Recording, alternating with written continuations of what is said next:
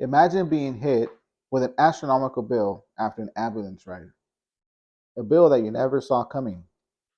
Today, we dive into the heart of California's complex healthcare system, where groundbreaking solution bill AB 716 awaits its final verdict, promising to end the era of surprise ambulance billing. But why is this bill so important? Well, according to an online article by Health Access California, with unanimous bipartisan support, the state Senate recently passed AB 716, a crucial health consumer bill introduced by Assemblymember Tasha Broner. This legislation addresses a major loophole in California's surprise billing protection by preventing surprise out of network bills for ambulance rides. This evening, please join me as we first explore the problem associated with ambulance services.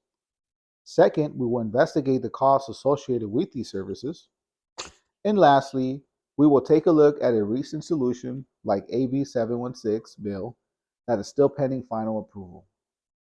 The thought of taking an ambulance without knowing the cost is scary, especially in an emergency. So let's explore how this is currently impacting us. Problem: a call to the authorities is our first response in any emergency. We trust when we agree to take an ambulance. The last thing on anyone's mind is how much this is going to cost.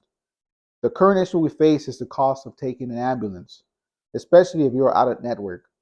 According to a 2022 news article by CBS News, one study found that between 2010 and 2016, 85% of ambulance patients were hit with a surprise bill for out of network services, also known as balance bills.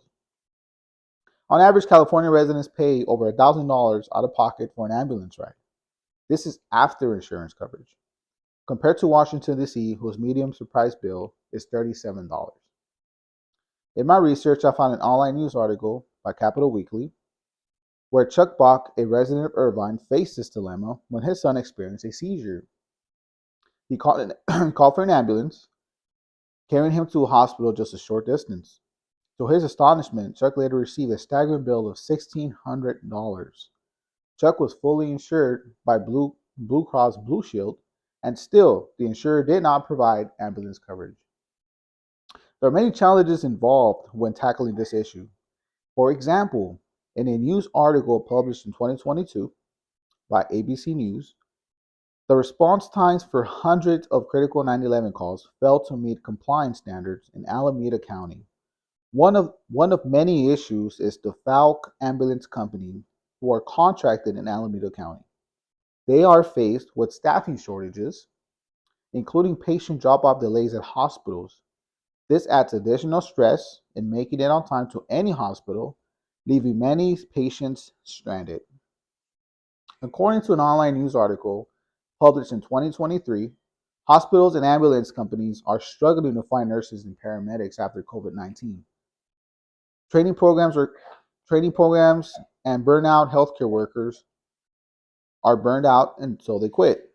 There are problems that already existed, but COVID-19 changed the way EMT workers are trained, including essential healthcare workers who suffer from burnout. We can see many problems our EMT workers face, from staffing shortages to EMT working conditions and offloading delay times. Causes. First, we will explore one of the leading causes of staffing shortages. According to an online magazine, LAist published in 2023, a shortage of emergency medical technicians and trained paramedics continue nationwide. In Southern California, the shortage has affected response rates and is causing the Riverside County Board of Supervisors to reconsider its longtime partnership with provider American Medical Response. This can lead to further deterioration of our ambulance services. However, EMT workers in general face their own call for help. They work under extreme conditions in addition to the added stress and low pay. An online news article published in 2022 by KTLA 5 News, according to the Bureau of Labor Statistics, being an EMT is one of the worst paid jobs in healthcare. On average, they make 30% less than any other working Americans, with most making less than $37,000 a year. Due to these wages, fewer people are taking interest in this profession, leading to a high turnover rate.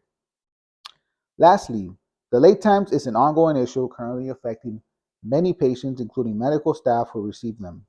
Other factors inside the hospital contribute to the long delays. According to an article published in 2022 by the California Hospital Association, systematic factors also contribute to this problem, such as the inability to timely discharge hospital patients to skilled nursing facilities or other post acute care settings, and a steady influx of patients with behavioral needs who are community based settings. This proves that there is much more work that needs to be done in order to provide a better, more timely medical care. Solutions. First, more research must take place inside of the hospitals to highlight problems, areas, and hopes to improve delay times. According to the California Hospital Association, they state in a joint letter with California Professional Firefighters, CHA, outline a path for rapid relief, and in doing so has begun to build a foundation for cooperative long-term reform. One of those solutions is to allocate resources to select urgent care centers to facilitate safe and efficient EMS transport of patients not requiring emergency levels of treatment. As of right now, we have bills like AB 716 attempting to assist our friends and family by no longer fearing taking an ambulance because of the cost. We should call on our state legislatures for further support legislation to improve our healthcare system. Dealing with a healthcare is stressful enough. According to Capital Weekly, they state the ambulance bill may come the quickest and may be the most aggressive and send people to collections. If the insurance is requiring a $50 copay for the ambulance, you shouldn't be paying $1,500. The long-term consequences of not paying a bill are detrimental. Conclusion. This evening we reviewed many critical issues we are currently facing. The data provided is fairly recent, starting first with the staffing shortages, followed second with EMT working conditions, and finally offload delay times. Our medical system is not perfect, has many flaws, and leaves room for improvement, but none of this is possible without our medical healthcare workers. We must be patient as well as more empathetic to the struggles they face. To me, they are the real heroes who fight day in and day out to keep us all alive and well. I hope no one has to imagine being hit with an astronomical bill after an ambulance ride, a bill that you never saw coming. Thank you.